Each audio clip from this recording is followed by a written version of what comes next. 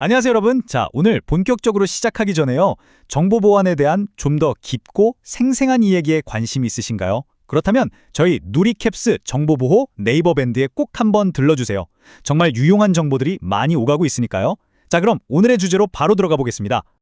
지금 당장은 굳게 잠겨있다고 믿는 우리의 비밀 정보가 언젠가 그냥 대낮에 길에 뿌려진 전단지처럼 누구나 읽을 수 있게 된다면 어떨까요? 바로 이 무서운 위협에 대해 오늘 자세히 파헤쳐 보겠습니다. 네, 바로 이 문장이 오늘 이야기의 모든 것을 담고 있다고 해도 과언이 아닙니다. 여기서 이론이 아니다라는 말, 이게 정말 중요한데요. 더 이상 공상과학 영화에나 나올 법한 이야기가 아니라 바로 지금, 이 순간 우리 회사의 데이터 센터와 클라우드에서 실제로 벌어지고 있는 일이라는 뜻입니다. 아니, 그래서 이게 대체 무슨 소리냐고요? 이게요, 아이디어 자체는 되게 단순한데 생각해보면 정말 소름 돋는 이야기예요. 예를 들어볼까요? 어떤 도둑이 지금 기술로는 절대 열 수 없는 최첨단 금고를 봤어요. 그럼 어떻게 할까요? 포기할까요? 아니죠. 그냥 그 금고를 통째로 훔쳐서 자기 창고에 숨겨두는 겁니다. 그리고 언젠가 그 금고를 열 수 있는 만능 열쇠가 개발될 날만 기다리는 거죠. 바로 이게 지금 수집 나중에 해도 공격의 핵심입니다. 그런데 다행인 건 우리가 이 위협을 그냥 손 놓고 구경만 하고 있는 건 아니라는 거죠. 더 이상 계획만 세우고 고민만 하던 시대는 끝났습니다. 이제 이 공격을 막을 공식적인 해결책, 즉 새로운 표준이 어떻게 만들어지고 있는지 자세히 한번 살펴보겠습니다. 자, 이 타임라인을 보시면요. 이건 그냥 날짜 몇 개 적어놓은 게 아니에요. 암호학의 역사가 바뀌는 중요한 순간들을 보여주는 겁니다. 미국 국립표준기술연구소, 즉 NIST가 공식 표준을 승인했다는 건 이제 양자내성 암호로의 전환이 하면 좋은 것 수준이 아니라 반드시 해야 하는 것이 되어가고 있다는 아주 강력한 신호탄인 셈이죠. 자, 여기 계신 기술 전문가분들은 이 FIPS 표준들, 특히 MLCAM, MLDSA 같은 이름들을 꼭 기억해 두셔야 합니다. 그리고 저는 잘 모르겠는데요 하시는 분들을 위해 아주 쉽게 설명해 드릴게요. 우리가 중요한 편지를 보낼 때 그냥 보내지 않죠? 안전한 봉투에 넣고 이게 내가 보낸 게 맞다는 서명을 하잖아요.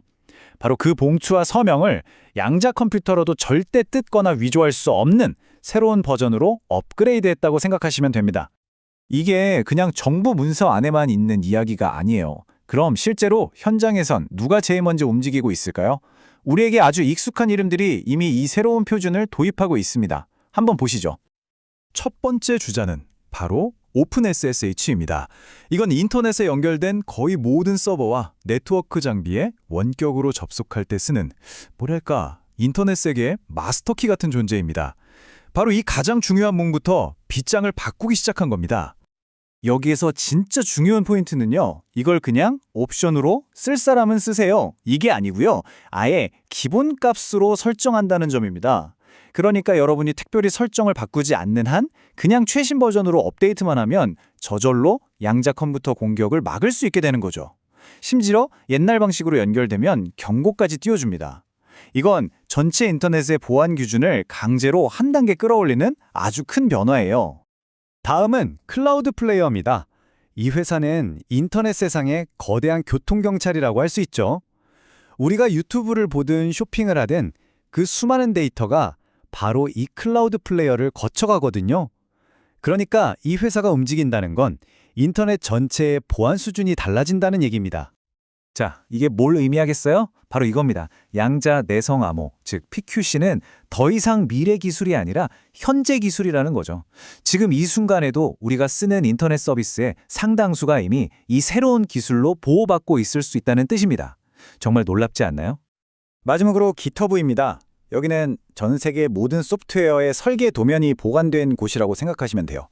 미래의 자동차, 비행기, 스마트폰에 들어갈 코드들이 다 여기에 있는 거죠. 정말 중요한 곳입니다. 이게 왜 그렇게 중요할까요? 만약에 공격자가 이 설계 도면 자체를 바꿔치기 할 수 있다면 어떻게 될까요? 우리가 쓰는 모든 프로그램에 처음부터 악성 코드가 심어져서 나오는 정말 끔찍한 소프트웨어 공급망 공격이 가능해지는 거죠. GitHub가 바로 이 핵심적인 고리를 보호하기 위해 나선 겁니다. 자, 이제부터는 우리 기술 전문가분들, 특히 보안 엔지니어 분들을 위한 내용입니다. 눈을 크게 뜨고 봐주세요. 그래서 네트워크 상에서 이걸 어떻게 탐지하는데? 하는 질문에 대한 답을 드리겠습니다. 왼쪽이 옛날 방식, 오른쪽이 새로운 방식인데요. 차이가 보이시나요?